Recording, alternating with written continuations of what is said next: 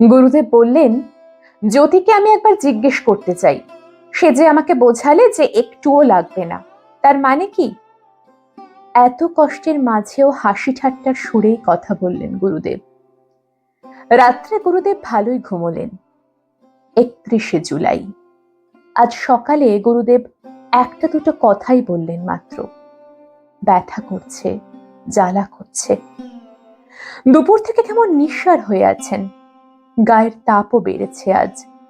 দিনে বেশ ঘুমিয়েছেন, কিন্তু রাত্রে ভালো ঘুম হলো না গুরুদেবের। 1 আগস্ট। আজ সকাল থেকে গুরুদেব কোনো কথাই বলছেন না, অসাড় হয়ে আছেন। 2 আগস্ট।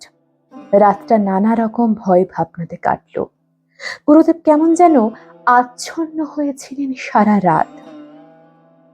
আজ সকালে কথা বললেন 2-4টে, পরিষ্কার।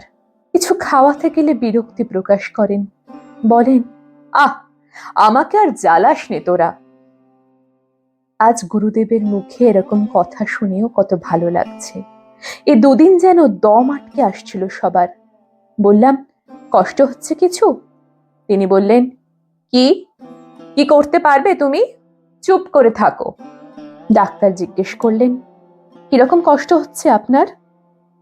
গুরুদেব স্নিগ্ধ হাসি হেসে বললেন, এর কি কোনো বর্ণনা আছে? এভাবেই কাটলো 3রা আগস্ট, 4 আগস্ট, 5ই আগস্ট। ডাক্তাররা দুবেলাই আসছেন যাচ্ছেন। তাদের মধ্যে 2-3 জন ডাক্তার দিনরাত বাড়িতেই থাকছেন। জ্বরও বেড়েই চলেছে। ক্রমে গুরুদেব দুর্বল হয়ে পড়ছেন। আজ 6ই আগস্ট। সকাল হতেই বাড়িতে লোকে লোকারণ্য। গত কয়দিন হতেই লোকজনের ভিড় চলছিল, কিন্তু আজ আর ঠেকিয়ে রাখা যাচ্ছে না কাউকে। আজ আবার পূর্ণিমা।